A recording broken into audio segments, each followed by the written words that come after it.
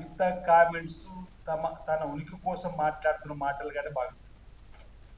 ప్రపంచ మేటి ఆటగాడు ఫుట్బాల్లో తెలంగాణకు వచ్చి ఒక ఆట ఆడడం వల్ల తెలంగాణ ప్రపంచ పటంలో పేరు ప్రఖ్యాతులు వస్తుందని చెప్పిన భావన చూడాలి.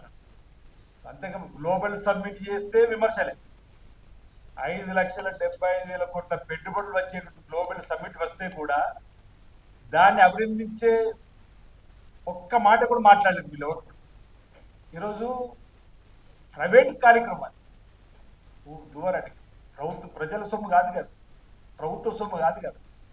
క్రీడలు మన జీవితంలో ఒక అంతర్భాగం అయిపోయినాయి. విద్యార్థి దశ నుండి మనం ఆ క్రీడలు సంబంధించి గ్రామీణ క్రీడలు ఆడే సందర్భం.